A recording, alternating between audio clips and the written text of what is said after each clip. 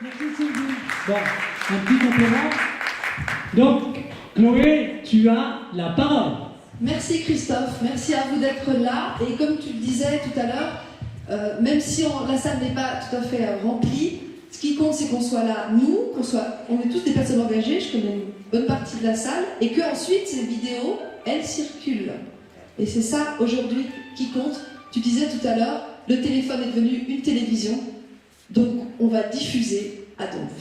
Aujourd'hui, je vais vous parler du domaine qui est le mien, qui est celui de l'éducation, parce que je suis une enseignante de mathématiques. J'ai été licenciée le 30 septembre 2022, après 3 ans d'un acharnement et d'un harcèlement par l'État, donc l'État de Genève où sont basés l'OMS, l'ONU, Gavi, le Forum économique mondial et toutes les magnifiques organisations internationales intouchables qui ont mis en œuvre cette crise du coronavirus, du Covid-19, et vous verrez que ce n'est pas leur seul champ d'action à tous ces gens. Aujourd'hui, on va parler donc de l'éducation sexuelle de l'OMS, enfin selon l'OMS, en Europe. Et vous voyez le petit pays ici, là, au milieu, c'est le mien, c'est la Suisse. J'y suis née, je suis naturalisée suisse, je suis française et belge d'origine, et j'habite à 200 mètres ou 300 mètres de l'OMS. Ça faisait un moment que je voulais traiter ces standards pour de l'éducation sexuelle pour l'Europe, qui est un document qui date de 2010.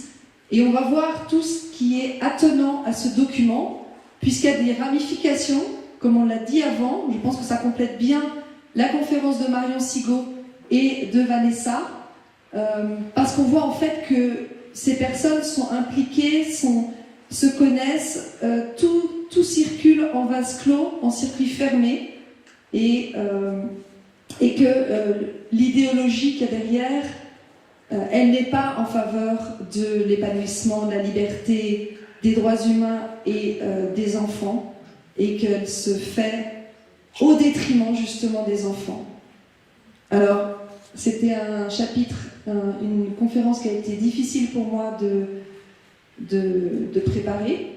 J'ai pas très bien dormi ces dernières nuits, mais je pense que c'est nécessaire de faire du travail d'archéologie et de présenter ça au public pour que les personnes aient les arguments, les preuves de ce qui se passe en coulisses et aussi voient les effets des mots. Parce que vous verrez dans cette présentation que les mots sont très importants. Ils disent le contraire de ce qu'ils veulent dire, et c'est des mots qu'on retrouve dans d'autres lexiques, dans d'autres registres. La résilience, l'inclusion, le durable, etc. Donc on y va. Alors la Suisse d'abord, ce petit pays où tout est concentré, il est au centre de l'Europe, ne fait pas partie de l'Union européenne, et Genève c'est ici, à l'ouest, et vous avez donc l'OMS entre autres, qui est donc une organisation qui émane de l'ONU, et donc le siège est à Genève. Ça, c'était la conférence du 3 mars concernant le traité pandémie. Alors je fais une petite digression sur le traité pandémie qui est négocié à l'OMS pour rendre l'OMS décisionnaire dans les futures mesures contre les pandémies. L'idée, c'est de donner les pleins pouvoirs à l'OMS, et ce traité pandémie est censé être voté, décidé en 2024. Et voilà la salle de réunion où ces gens-là se réunissent. Donc c'est une salle assez sommaire avec une table qui fait le tour, comme ça, qui est ronde, où des bureaucrates décident du sort de la planète. Alors, on commence par une définition de la santé sexuelle en Suisse depuis 2015, qui nous dit donc la Suisse, en fait, santé sexuelle suisse, qui est en partenariat avec l'OMS et avec aussi l'IPPF, on en parlera durant cette présentation, c'est la Fédération de planification familiale internationale, financée d'ailleurs par la fondation Bill et Melinda Gates, et oui, ce n'est pas moi qui l'invente. Donc, Santé sexuelle suisse a été fondée en 1993, et ses statuts sont basés, nous dit-on, sur le programme d'action de la conférence des Nations Unies. Donc on voit tout de suite le lien entre les Nations Unies et la santé sexuelle, enfin ce qu'ils appellent santé sexuelle, pour les droits reproductifs qui soient considérés comme des droits humains et leur influence sur l'égalité des sexes, parce que c'est l'une des finalités de ces standards de l'OMS sur la santé sexuelle, sur l'éducation sexuelle, c'est d'arriver à l'égalité des sexes, mais pas l'égalité des droits, et ça je l'ai fait remarquer, on ne parle pas d'égalité des droits, on parle d'égalité dans le sens un homme est égal à une femme en tout point, c'est-à-dire physique, mental, psychique, etc., selon leurs préceptes. Alors ils nous disent, dans le document de santé sexuelle suisse, qu'ils s'engagent à la promotion de la santé sexuelle et au respect des droits sexuels au niveau national et international. C'est pour ça que je vous dis la Suisse est très centrale dans les décisions. J'ai peur que s'il fasse complètement nuit, ça va, vous voyez mieux. Donc voilà, on voit le rôle qui est national et international de cette organisation, cette fêtière de toutes les organisations qui parlent de santé sexuelle et d'éducation sexuelle en Suisse. Et ils nous disent qu'ils sont partenaires de l'OFSP. L'OFSP, c'est l'Office fédéral de santé publique en Suisse qui nous a dicté toutes les mesures de soi-disant sanitaires contre le Covid. Et c'est le seul membre suisse accrédité à l'IPPF, donc l'International Planned Parenthood Federation, donc la Fédération de la planification familiale internationale. Alors on y lit que le domaine très vaste de la santé sexuelle est également appelé santé sexuelle et reproductive et droits y afférents, et que la Suisse a une définition officielle depuis 2015, on va la voir dans un instant. Toujours le même document, on nous dit que la santé sexuelle est divisée en 5 parties, en 5 domaines d'action. La promotion, le maintien et le rétablissement de la santé sexuelle comme élément de la santé psychique. On verra que ce terme de santé sexuelle recouvre un nombre impressionnant de concepts, mais qu'elle est en partie là pour notre santé psychique. On verra de quoi il s'agit un peu plus tard. On nous parle de maintien et rétablissement de la santé reproductive, des infections sexuellement transmissibles, c'est la 3e partie, la violence sexuelle, donc c'est prévention et lutte contre la violence sexuelle, et puis on arrive au point central qui est l'éducation à la santé sexuelle, également connue sous le nom d'éducation sexuelle. Voilà tout ce que recouvre la santé dite sexuelle. Alors, dans le document de santé sexuelle suisse, on voit que c'est l'OMS qui est à l'origine de la définition en question de 2015 sur ce qu'est la santé sexuelle. L'OMS l'a décrit comme un état de bien-être physique, émotionnel, mental et social dans le domaine de la sexualité. De la même façon, elle dit que la santé, tout court, est un état de bien-être physique, émotionnel, mental et social. Donc on a juste ajouté dans le domaine de la sexualité, on a vu ce que ça donne, la santé selon l'OMS. Hein. C'est vaccins, médicaments et mesures répressives. C'est la suite qui est écrite donc, dans ce document qui nous parle de la définition de la santé sexuelle. Cela sous-tend une approche positive et respectueuse de la sexualité et des relations sexuelles, ainsi que la possibilité d'avoir des expériences sexuelles agréables. On verra que ce mot agréable revient à plusieurs reprises, et à moindre risque, sans contrainte, discrimination et violence. On verra que le mot discrimination revient aussi à plusieurs reprises. Pour acquérir et préserver la santé sexuelle, il faut respecter, protéger et garantir les droits sexuels des êtres humains. Ce document parle aussi des droits sexuels de l'IPPF que Marion vend, si vous le voulez, qui contient des ambiguïtés dont on va parler aussi. Quel âge pour l'éducation sexuelle en Suisse? Alors en France, l'âge est revenu à 15 ans, après une tentative de l'avoir ramené à 13 ans, n'est-ce pas Marion? En Suisse, c'est 16 ans. Mais on nous dit quand même que l'éducation à la santé sexuelle à tous les âges de la vie, depuis la naissance jusqu'à la mort, permet de garantir que tout un chacun dispose des informations et compétences nécessaires pour prendre librement et en connaissance de cause des décisions relatives à sa sexualité, à son orientation sexuelle et à son identité sexuée et de genre. Donc on imagine bien qu'une fois que les enfants ont connaissance de leurs droits sexuels et de ce qu'on doit leur inculquer à chaque âge de leur développement, permet de conclure qu'ensuite ils sont libres d'accepter ou de refuser des pratique des pressions, des actes d'ordre sexuel de la part d'adultes. On nous dit justement que il existe une corrélation entre le niveau d'éducation et l'impact sur la santé. Donc tout est lié. Pour être en bonne santé, il faut qu'on ait absolument une éducation sexuelle avec les préceptes que vous allez voir par la suite dans cette présentation. Le volet important de l'éducation générale, l'éducation à la santé sexuelle, permet de prévenir la violence sexuelle, la discrimination, c'est ce qu'on disait avant, la stigmatisation, les grossesses non désirées ou les IST, et garantir l'égalité des chances. Donc il y a cette histoire d'égalité, de discrimination, prévenir la discrimination, mais on verra que la discrimination n'est pas clairement définie. De quelle discrimination on parle? Est-ce qu'on parle d'une discrimination de nationalité, de sexe ou d'âge? On verra que tout est un petit peu mélangé. Alors, afin de garantir l'égalité des chances, l'éducation sexuelle doit être proposée à l'échelle nationale à tous les enfants et adolescents sous une forme adaptée à leur âge en tenant compte des besoins spécifiques. Bon. Et puis surtout, elle doit être dispensée par des enseignants, des spécialistes de la santé sexuelle. Alors je me rappelle des cours d'éducation sexuelle quand j'étais prof, où les profs, donc les enseignants, étaient exclus des cours et c'était donné par des gens qu'on ne connaissait pas, des femmes en majorité, oui c'était des femmes dans mon souvenir, qui n'étaient pas des intermédiaires connus des élèves. C'était pas des personnes connues des élèves et je n'avais aucune idée de ce qui s'y disait dans ces cours. Alors, la majorité sexuelle, justement, je vous le disais avant, d'après Wikipédia, c'est l'âge à partir duquel un mineur civil peut entretenir une relation sexuelle avec un adulte sans que cet adulte commette une infraction pénalement réprimée. Alors, à partir de quand un enfant peut faire l'amour avec un adulte? À partir de 16 ans. En dessous de cet âge, les rapports sexuels sont légaux, et c'est ça la subtilité, c'est-à-dire qu'en dessous de 16 ans, les enfants peuvent avoir des rapports sexuels à condition que la différence d'âge ne dépasse pas 3 ans. Donc un enfant de 15 ans avec un enfant de 12 ans, c'est OK. Un enfant de 6 ans avec un enfant de 3 ans, c'est OK.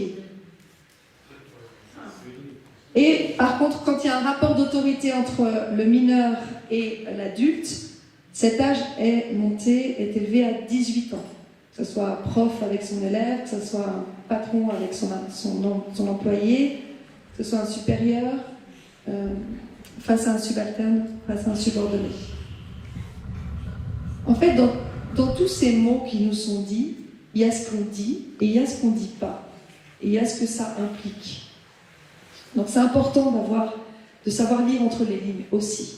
Le cadre de référence pour l'éducation sexuelle en Suisse romande, qui donnera lieu à justement ces cours d'éducation sexuelle qui sont inscrits dans le plan d'études. Donc c'est le programme, si vous voulez, en Suisse, depuis 2010. D'ailleurs, c'est intéressant aussi de savoir que chez nous, le plan d'études a été révisé en 2010, au moment où sont sortis les standards d'éducation sexuelle. Donc déjà, on trouve dans ce cadre de référence que les références utilisées dans le document s'appuient sur les standards d'éducation sexuelle de l'OMS, sur la Déclaration des droits sexuels de l'IPPF, sur la Convention des droits de l'enfant de l'ONU, et que ça entre de plein droit dans le PER, plan d'études roman. Donc c'est la partie francophone de la Suisse, la Romandie. Et puis j'ai relevé aussi ce petit encart qui m'a paru très significatif. Dans ce document, le cadre de référence pour l'éducation sexuelle en Suisse, on trouve un merci tout particulier à l'OMS Europe pour l'édition des standards d'éducation sexuelle en Europe, sur lequel ce document se base largement, ainsi qu'au professeur Pierre-André Michaud, etc. Mais qu'on nous dise ensuite que les autorités suisses n'ont pas l'intention d'appliquer les standards de l'OMS, dont on verra certaines parties dans le détail, ici tout est confirmé. Ce document, qui est censé être notre référence pour l'école en Suisse, pour l'éducation sexuelle en Suisse, s'appuie pleinement sur ces standards. Alors, dans le cadre de référence toujours, qui s'appuie aussi sur les droits sexuels de l'IPPF, on nous dit qu'il y a 7 principes sur lesquels les droits sexuels s'appuient, et donc sur lesquels le cadre de référence s'appuie. et on appréciera les mots qui sont employés. Donc, dans le premier article, la sexualité fait partie intégrante de chaque être humain. Pour cette raison, un environnement favorable est nécessaire pour que chacun, chacune puisse profiter des droits sexuels. On ne parle pas d'âge, on ne parle pas de différence entre les enfants et les adultes. Ensuite, le 2. La protection et droits garantis aux personnes de moins de 18 ans diffèrent des droits des adultes quand même et doivent tenir compte des capacités évolutives des enfants. On ne parle pas d'âge, on nous parle des capacités évolutives. Autrement dit, un enfant qui a une capacité évolutive précoce pourra être amené à faire des choses qu'un enfant de son âge normalement ne ferait pas. On nous parle de non-discrimination. C'est une condition indispensable à la protection et à la promotion de tous les droits humains. Et comme les droits sexuels sont des droits humains, finissez la phrase. Mais on ne nous dit pas, encore une fois, sur quels critères se base cette non-discrimination. On nous parle de plaisir. La sexualité et le plaisir qui en découlent sont au cœur de la vie de tout être humain, qu'il choisisse de se reproduire ou non. Et puis les 3 derniers, dont je voulais aussi mettre en évidence le 7e, l'ensemble des droits sexuels et la liberté d'en jouir doivent être respectés, protégés et mis en application par les États. Vous remarquerez le vocabulaire utilisé. Donc c'est l'État qui gère toute cette partie de la sexualité qui est censée être un domaine lié à la vie intime, je le rappelle, des êtres humains. Alors, ce document des standards pour l'éducation sexuelle en Europe se présente comme ça, 70 pages. La version originale a été émise en 2010 en Allemagne, et puis la version française a été émise en 2013 avec la participation des autorités de Lausanne. Lausanne, donc c'est dans le canton de Vaud, c'est à 60 km de Genève. Alors, qu'est-ce qu'on remarque sur la première page? On remarque le Forum économique mondial, mais on y est presque. L'OMS Europe. On remarque Santé sexuelle suisse. On remarque le Bureau fédéral de l'éducation pour la santé allemand, fédéral allemand. Et on remarque le titre, ou plutôt le commentaire du titre, qui dit que ces standards sont un cadre de référence pour les décideurs politiques, les autorités compétentes en matière d'éducation et de santé et les spécialistes. Donc on aura bien compris que c'est la Bible des profs ou des spécialistes qui enseignent l'éducation sexuelle. Alors on commence par la préface. On nous parle de répondre aux besoins. Donc ce document a été rédigé pour répondre à un besoin de standards pour l'éducation sexuelle dans les 53 pays de la région européenne de l'OMS. Donc ça ne comporte pas uniquement les pays de l'Union européenne, mais toute l'Europe géographique. On nous dit que la plupart des pays d'Europe occidentale connaissent déjà les lignes directrices et les normes minimales pour l'éducation sexuelle, mais qu'aucune tentative n'a été faite à ce jour pour en élaborer à l'échelle de la région européenne de l'UE. Donc il était temps que ces standards comblent cette lacune, nous dit-on dans la préface. On nous parle d'éducation sexuelle holistique, donc qui est globale, qui représente un apport pour la santé en général. Ce document est un plaidoyer, nous dit-on, pour l'instauration d'une éducation sexuelle holistique qui donne aux enfants et aux jeunes, filles et garçons, une information objective, scientifiquement correcte. On a bien vu ce que la science nous disait, qu'on n'est nullement engagé à contredire, à nos dépens, n'est-ce pas, sur tous les aspects de la sexualité, qui parallèlement les aident à s'approprier les compétences nécessaires pour agir en fonction des connaissances acquises. On parle de compétences. Au final, il veut contribuer au développement d'une attitude respectueuse et tolérante et à une société équitable. Alors, on va voir ce que ça donne. On nous parle d'influer sur le développement de l'enfant.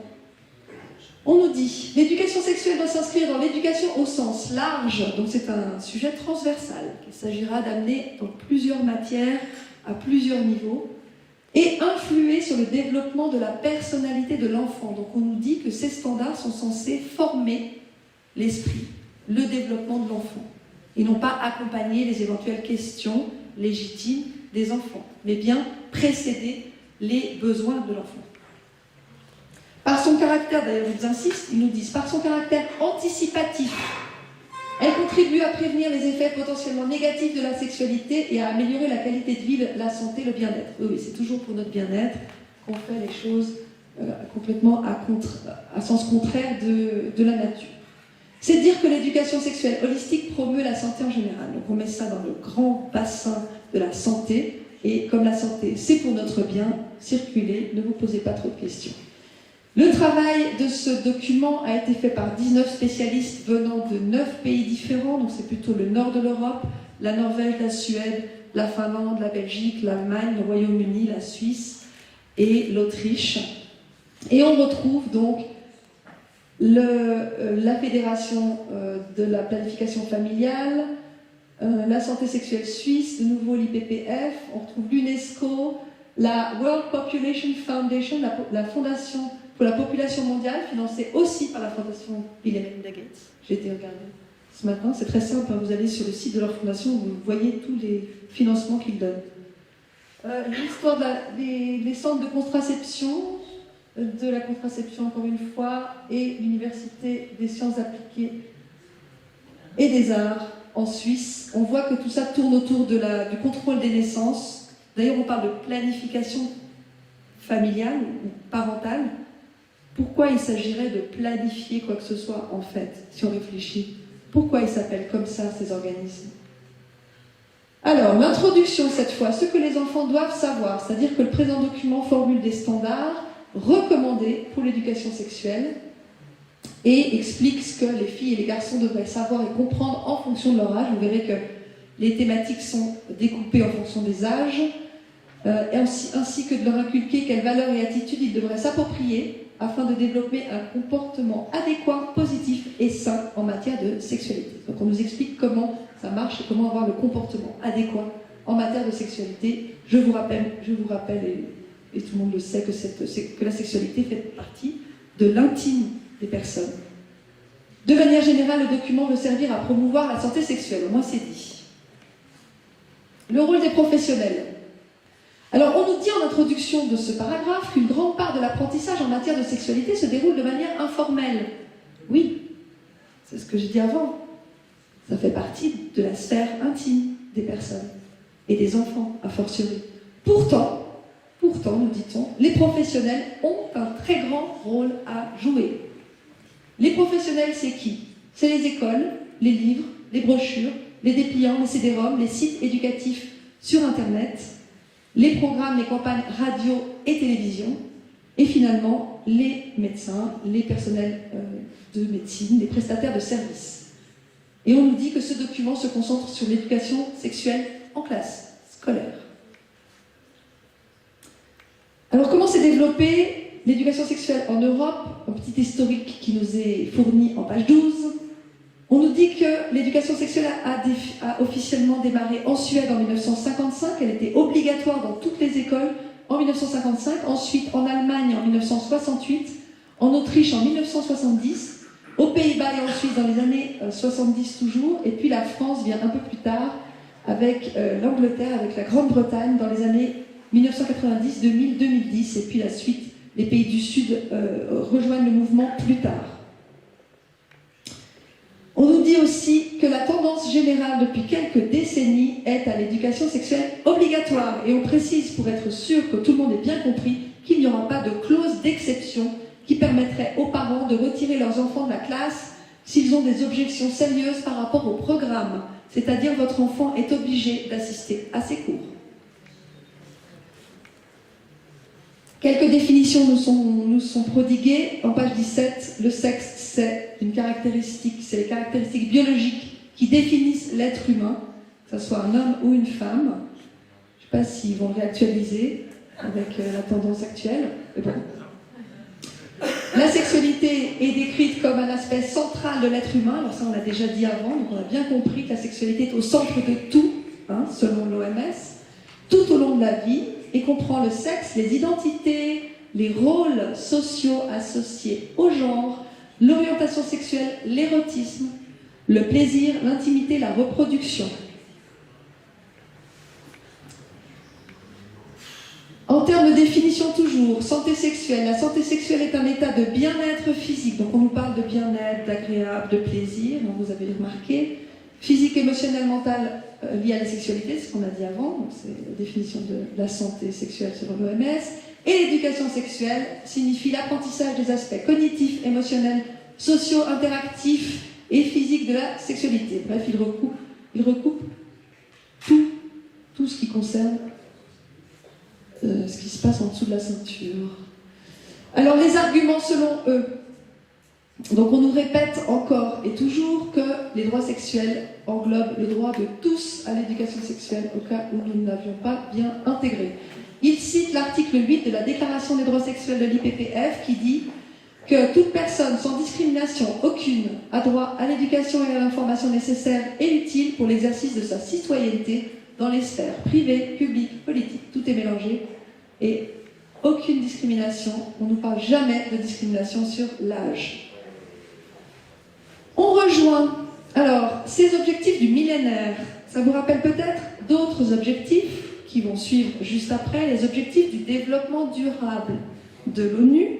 Ça, c'est les ancêtres des objectifs, des 17 objectifs du développement durable, agenda 2030. Ces 8 objectifs-là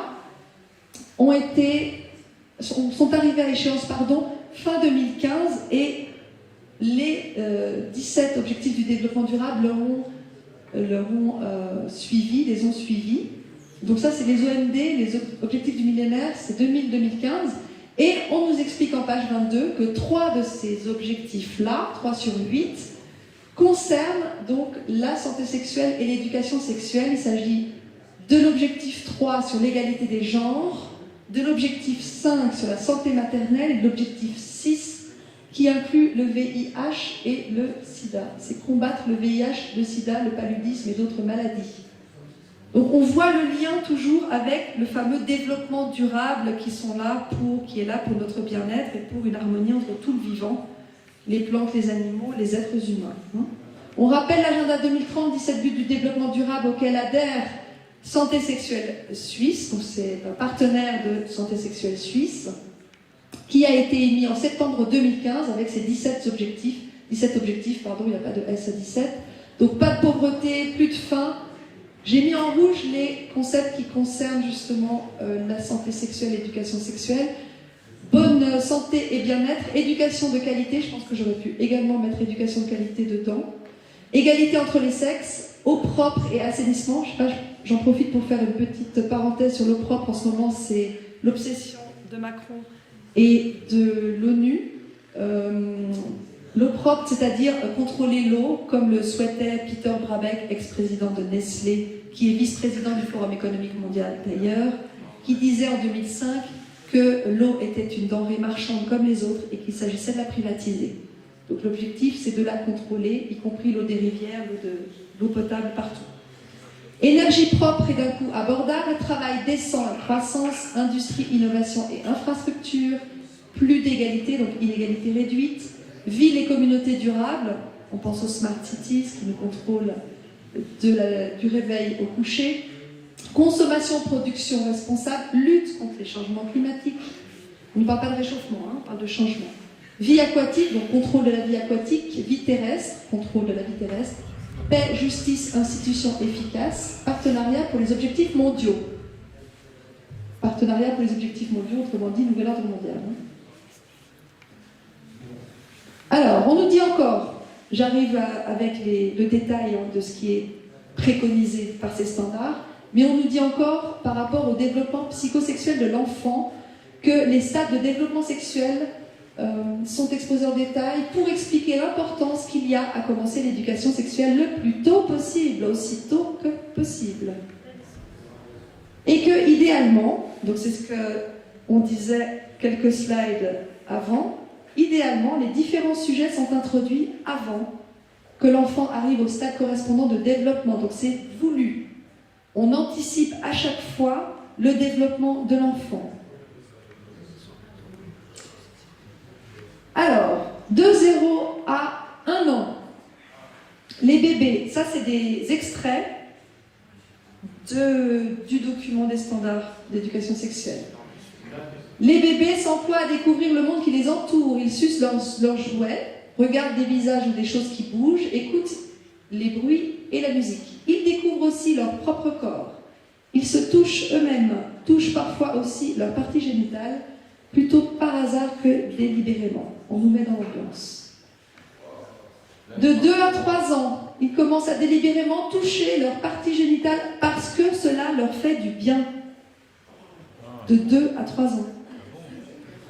Ils ont un grand besoin de contact physique. Ils aiment s'asseoir sur les genoux de quelqu'un et être cajolés. Comme Bendit a dit des choses du même ordre.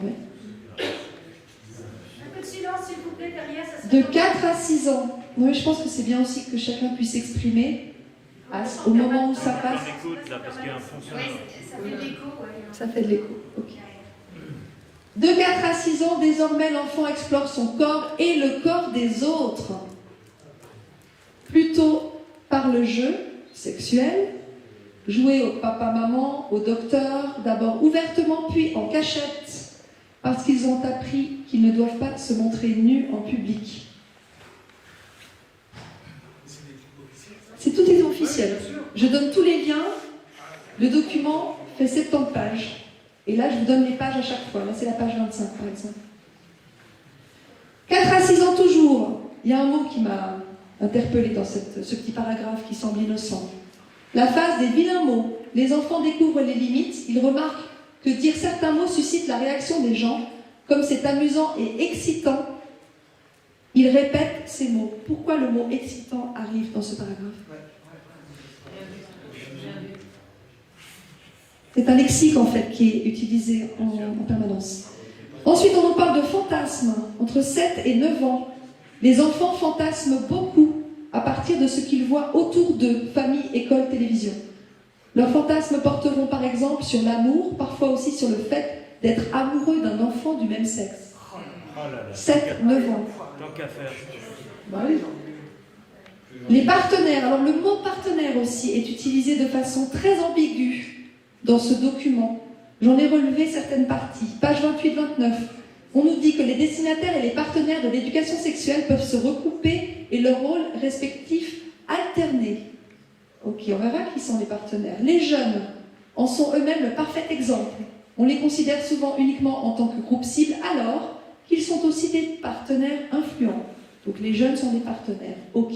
Ensuite, on nous parle de partenaires directs, qui sont les parents, les enseignants, les travailleurs sociaux, les pères et les jeunes, le personnel médical et les conseillers. On nous parle de partenaires indirects, qui sont les décideurs, les concepteurs de programmes, les stratèges, les promoteurs et défenseurs, y compris des ONG, des politiques, des universités, des institutions juridiques et scientifiques, des organisations religieuses et culturelles, des organisations pour la jeunesse. Tout ça, c'est des partenaires.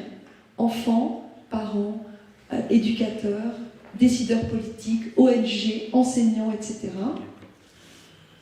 Et toujours des partenaires. L'éducation, nous dit-on, l'éducation sexuelle doit être interactive et participative. L'échange interactif entre enseignants, éducateurs et concepteurs de programmes d'une part et élèves de l'autre se fait à différents niveaux. Il se fonde sur l'idée que les élèves doivent être respectés en tant que partenaires dans l'éducation sexuelle. Et enfin, les enseignants éducateurs doivent abandonner leur position hiérarchiquement supérieure et jouer un rôle de facilitateur pour permettre une communication à double sens et favoriser la discussion. Tous partenaires. On change de rôle. On se met en dessous, on se met au-dessus. La hiérarchie n'existe plus. C'est ça. Il n'y a plus besoin de tribunaux alors. Non. Là, je crois qu'on comprend bien. Et puis maintenant, le vocabulaire toujours. On nous parle de matrice. On entre dans la matrice. C'est les explications en détail de ce qui est préconisé pour chaque âge. Page 33. Tiens. La matrice est l'ensemble des thèmes que l'éducation sexuelle devrait couvrir pour les différents groupes d'âge. Allons-y. Introduction à la matrice. On nous dit qu'il y a 6 groupes d'âge, 0-4 ans, 4-6 ans, 6-9 ans, 9-12 ans, 12-15 ans et 15 ans et plus. Je me suis arrêtée à 6-9 ans pour l'analyse de ce jour. Elle doit aider les enfants et les jeunes à prendre des décisions autodéterminées et informées. Donc on parlait de choix libre tout à l'heure. Ici, en fait, Ensuite, une fois que les enfants sont au courant de tout ça, on ne pourra pas dire qu'ils n'ont pas été prévenus. Donc, qui ne dit mot consent, s'ils ne disent rien contre cela, c'est qu'ils consentent. Pour cette raison, chaque élément figurant dans une catégorie thématique, on verra qu'il y a 3 thèmes, enfin plutôt, il y a plusieurs thèmes et 3 colonnes, qui sont l'information, les compétences et les attitudes. Alors, on nous explique pourquoi il faut commencer l'éducation sexuelle avant 4 ans. Vous verrez, c'est tout à fait logique. Parce que l'enfant est un être sexué dès la naissance. Parce que l'éducation commence dès la naissance, donc éducation, naissance, donc éducation sexuelle, puisque l'enfant est sexué. On mélange tous les mots et on fait des nouvelles phrases avec. L'éducation sexuelle fait partie intégrante de l'éducation générale. Elle est de toute façon dispensée aux enfants. Donc que l'OMS passe par là ou pas, en gros, ça ne change rien. C'est ça qu'ils nous disent. Alors on y va. 0 à 4 ans, page 38. Avant toute chose, donc, on a différentes... ça ne marche plus. Ah non, c'est ici. Différentes façons d'exposer les thèmes. Ici, vous avez du gras. Bon, on ne voit pas très bien, mais c'est censé être orangé un petit peu. Ça veut dire que le thème est nouveau, et s'il est en gras, c'est qu'il est principal. Et s'il est juste orangé, s'il est repassé en orange, surligné en orange, mais qu'il n'est pas en gras, ça veut dire que le thème a été évoqué dans l'âge précédent. Là, je vais vous parler presque exclusivement des thèmes qui sont nouveaux et principaux dans les standards d'éducation sexuelle. Alors, au niveau, dans le thème corps humain et développement, entre 0 et 4 ans, il faut informer l'enfant sur toutes les parties du corps et leurs fonctions. Et les différents corps et les différents sexes. Je ne sais pas ce qu'ils entendent exactement par là. Et puis, les compétences, il faut permettre à l'enfant d'exprimer ses besoins et ses désirs. Dans le chapitre corps humain et développement, c'est-à-dire c'est pas des besoins et des désirs de partir en vacances, d'aller à la mer ou d'avoir un nounours. Hein. Toujours de 0 à 4 ans, au chapitre sexualité, c'est celui qui m'a le plus choqué. Informer l'enfant sur le plaisir et la satisfaction liés au toucher de son propre corps, la masturbation enfantine précoce. La découverte de son propre corps et de ses parties génitales, le fait que le plaisir lié au contact physique est un aspect normal de la vie de chacun, et la tendresse et le contact physique comme une expression de l'amour et de l'affection, au chapitre sexualité, je le rappelle. Contact et tendresse comme une expression de l'amour et de l'affection. Ok. Toujours de 0 à 4 ans, page 39. Dans le chapitre sexualité, santé et bien-être. Alors, informer l'enfant sur les bonnes et mauvaises expériences de son corps. Qu'est-ce qui provoque un bon ressenti ou une bonne sensation? Le droit de refuser si l'expérience ou le ressenti n'est pas plaisant. Et quid de la situation dans laquelle l'expérience ou le ressenti est plaisant? C'est le droit de dire oui. Exactement. Ce qu'on voit en creux, c'est que le consentement est considéré comme activé quand l'enfant ne dit rien. À partir de 0 ans. À partir de 0 ans. À partir de la naissance. Ok? De 0 à 4 ans encore. Informer l'enfant sur le droit d'explorer les identités sexuelles à la naissance. Le droit d'explorer la nudité et le corps, d'être curieux. La nudité de qui? Alors, c'est pas précisé, effectivement. Très important de voir ce qui n'est pas dit. Bien sûr. On passe aux 4-6 ans, page 40, dans le thème sexualité. Consolider son identité sexuelle. Qu'est-ce que ça veut dire, consolider son identité sexuelle à 4 ans? C'est énorme. De 6 à 9 ans, page 42. Informer l'enfant sur les changements physiques, les menstruations et l'éjaculation. 6 ans. C'est des surhommes, ça. Mais c'est comme ça depuis 2013. Il date de 2010 en fait, les standards, et en français depuis 2013. Ouais. Sexualité, santé, bien-être de 6 à 9 ans. Informer l'enfant sur l'influence positive de la sexualité sur la santé et le bien-être. On est toujours dans cette rhétorique du bien-être, du plaisir, hein, à 6 ans. Et puis, discuter de ses propres expériences, donc permettre à l'enfant de discuter de ses propres expériences, besoins et désirs en relation avec les normes culturelles. On fait un petit détour du côté de ce monsieur, Alfred Kinsey. Vous verrez qu'il y a un lien. Il est né en 1894, mort en 1956. C'est lui. Bonne tête de vainqueur. Alors, financé par qui? Par Rockefeller. Qui a financé également l'OMS, je le rappelle. Mais on va faire une petite rétrospective non exhaustive de ce qu'a financé la Fondation Rockefeller. Un article de France Inter, complété par une information trouvée dans Libération, article de 2020, respectivement de 1996. Le professeur Alfred Kinsey, qui est à l'origine un zoologue spécialité dans les guêpes, qu'il épingle par milliers. Donc c'était pas pour les élever, hein, c'était pas pour faire une étude sur les guêpes, mais en tout cas, il aimait bien les mettre sur son tableau de chasse. Il fonde dans l'Indiana aux États-Unis un institut, donc l'Institut Kinsey, financé donc par la Fondation Rockefeller, qui publie 2 rapports, dont on va parler dans un instant, qui prétendent mesurer en 48 et en 53 le comportement sexuel des Américains. Ce que ne dit pas cet article, c'est qu'il s'agit de mesurer le comportement sexuel des enfants à partir d'un échantillon de population géant. Je fais ce petit rappel sur la famille Rockefeller qui a financé la Standard Oil, donc c'est tout ce qui concerne le pétrole et l'essence, avec Esso, ExxonMobil, Chevron, BP. L'Université médicale Rockefeller, 1901, ils ont fait des essais de vaccins stérilisants. Le rapport Flexner de 1910 qui a permis de passer de la médecine naturelle dans le monde à la médecine chimique des labos pharmaceutiques. J'ai fait une émission là-dessus il y a quelques mois. La Fondation Rockefeller en 1913, en même temps que la Réserve fédérale des États-Unis. Le Codex Alimentarius qui formate toute notre alimentation. Les programmes eugénistes sous l'Allemagne nazie. L'Institut Kinsey, dont on a parlé à l'instant. L'OMS, l'OMC, l'Organisation mondiale du commerce. Le WWF, le Fonds mondial pour la nature. L'ONU, la famille Rockefeller a donné le terrain où est construite l'ONU à New York, le siège de l'ONU à New York. Les tours du World Trade Center. Et oui, c'était Rockefeller. Les 3 associations, les 3 organisations mondialistes, le CFR, Bilderberg, la commission trilatérale, avec d'autres mondialistes.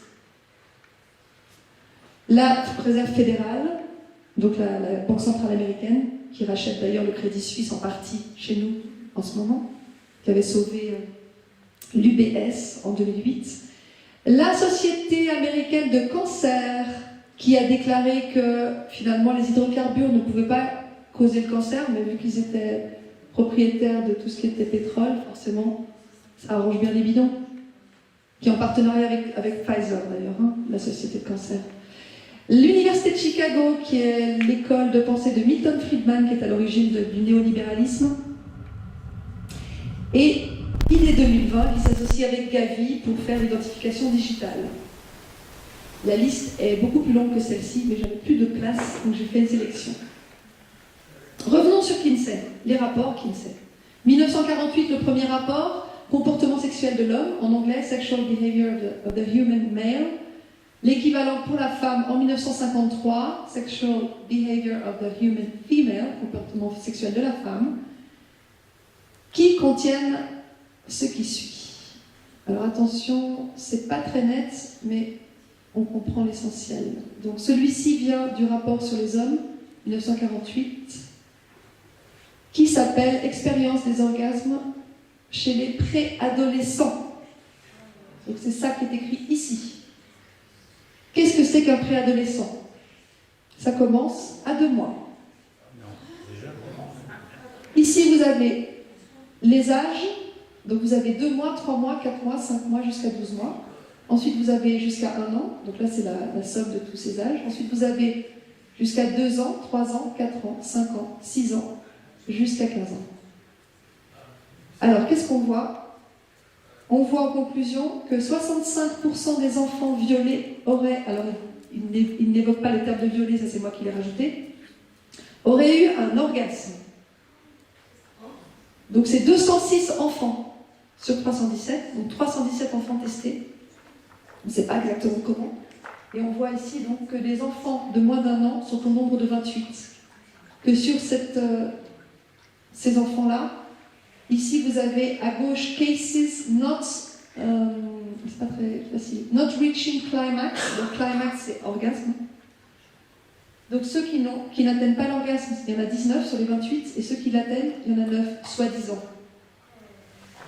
Ensuite, dans les âges qui sont un peu plus élevés, 2 ans, 3 ans, 4 ans, 5 ans, on voit d'après cette liste que ceux qui atteindraient, j'ai du mal à dire, ça me choque tellement, qui atteindraient l'orgasme sont plus nombreux que ceux qui n'atteignent pas. Et la tendance se confirme, jusqu'à donc obtenir presque le double, enfin le double, de ceux qui ont un orgasme, soi-disant, avec ceux qui n'en ont pas. C'est scientifique. C'est super scientifique. Ici, vous avez l'un des extraits du rapport, sur les mâles. Hein. Là, on nous dit c'est un exemple de multiples orgasmes sur les garçons préadolescents. On voit ici qu'un enfant de 4 ans a eu 26 orgasmes en 24 heures. On voit qu'un enfant de 2 ans a eu 4 orgasmes en 2 minutes. Un tous les 30 secondes. Là, c'est sordide. C'est de l'esclavage. C'est plus que de l'esclavage, c'est de la torture, c'est de l'annihilation, c'est de la perversion profonde. Ici, vous avez un article qui date du 10 août 1998 de la Gazette de Montréal qui dit que le rapport Kinsey reposait sur un agenda pédophile. À cette époque, les médias étaient encore quelquefois indépendants. Et puis, vous avez cette dame, Judith Reisman, dont Marion Sigaud m'a fait connaître les travaux, qui a exposé le fameux Alfred Kinsey. Elle est décédée il y a 2 ans, le 9 avril 2021, 85 ans.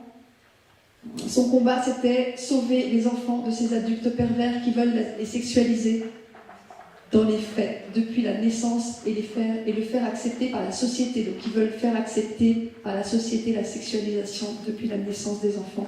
Elle se battait contre Alfred Kinsey à partir de 1947, juste avant le premier rapport.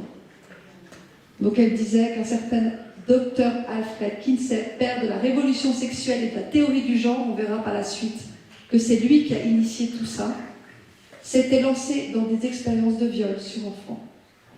Elle a étudié les graphiques, les tableaux, dont je vous ai montré un extrait tout à l'heure, de ce médecin, qui n'est pas tellement médecin, il est zoologue, qui fournissait des données sur des bébés qui avaient eu des orgasmes. Elle relève, comme on l'a fait juste avant, comment ces bébés avaient-ils pu avoir des orgasmes et comment cela a-t-il pu être observé.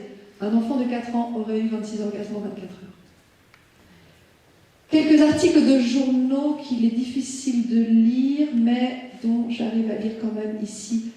C'est donc le rapport Kinsey revisité, il date du 21 mai 1983. Et c'est un article qui explique donc que Judith Reisman attaque Alfred Kinsey en justice, qu'elle dit que ses expériences sont des abus et que ces enfants ont été soit drogués, soit forcés par le docteur Kinsey et ses collaborateurs. Et ça lui a coûté cher. Elle a été jusqu'au bout de sa démarche, jusqu'à ce qu'elle n'ait plus d'argent. Et elle a même été diffamée, comme quoi cette pratique n'est pas nouvelle, par les médias de l'époque, USA Today. Donc ça, c'est un article du 3 janvier 1984 qui s'appelle Porn Grant Tied to Anti-Kinsey Book. Donc ça veut dire subvention porno liée au livre anti-Kinsey. En fait, dans cet article, ils décrivent une subvention que Judith Reisman aurait reçue de 800 000 $ par le département de la justice anti-pornographie. Donc en fait, en gros, il diffame, il discrédite Judith Reisman en disant qu'elle a reçu des fonds pour faire ce qu'elle fait contre l'honnête et bienveillant Alfred Kinsey. Alors, le toujours bienveillant Alfred Kinsey est le héros de la Task Force LGBT aux États-Unis. En juin 2019, il était cité parmi les 50 pionniers et héros américains intronisés sur le mur d'honneur LGBT national. Là, il fait partie de la liste. J'ai arrêté la liste après son nom. Et vous avez donc le mur d'honneur national LGBTQ. Les 50 premiers, vous avez Alfred Charles Kinsey. Tout ça, c'est des extraits de documents officiels. Il n'y a que des extraits de documents officiels dans ma présentation. Et puis, je vais sur le site donc, du fameux LGBTQ National Task Force et je lis que le National LGBT Task Force est le plus ancien groupe national de défense des LGBTQ du pays, qu'il renforce le pouvoir, prend des mesures et crée des changements pour atteindre la liberté et la justice pour les lesbiennes, gays, bisexuels, transgenres et queer, en tant qu'organisation progressiste de genre, de race, d'économie et de justice sociale. Le groupe de travail œuvre pour une société qui valorise et respecte la diversité de l'expression et l'identité humaine. Voyez-vous ça? Institut Kinsey, leur page LinkedIn. J'ai été curieuse, j'ai été voir. Donc on nous dit que leur créneau, c'est explorer la sexualité, les relations, le bien-être. C'est lié avec l'ONU. Sur le site de l'ONU, Nations Unies, on voit que l'Institut Kinsey a obtenu le statut consultatif spécial auprès de l'ONU dans son Conseil économique et social, ECOSOC, comme le Forum économique mondial. Donc, l'Institut Kinsey l'a obtenu en 2014, le Forum économique mondial l'a obtenu en 1995. Une dernière chose, cette brochure, une brochure qui est distribuée en Suisse, qui s'appelle Hey You, distribuée dès 12 ans dans toutes les écoles suisses. Évidemment sponsorisée par Santé Sexuelle Suisse toujours. On y trouve ces pages. Page 31, on nous parle de s'exciter seul ou avec d'autres personnes. Page 35, on parle de, là on voit le dessin dans God, donc on nous parle de vibromasseur et de plug anneau. Et on voit aussi cette image, là. Donc des enfants à partir de 12 ans. On voit aussi ça, à la page 36, on parle de pénétration vaginale et anale. 12 ans. Heureusement, AU est sous le coup d'une plainte pénale déposée en novembre 2022 pour acte d'ordre sexuel sur les enfants, article 187, alinéa 1 du Code pénal suisse. Ma conclusion, par une association de défense des enfants, mais une vraie, pas une institutionnelle, une association de citoyens. Il faut les citer. Je vais les citer, en fait tout est dans mes réseaux, tout sera dans les sources. T'as raison. Merci. Absolument. Ma conclusion, OMS, ONU et pédocriminels sont comme les vampires, ils craignent la lumière. Alors allons-y, allumons les pleins phares. Merci à vous. Merci Chloé. Super.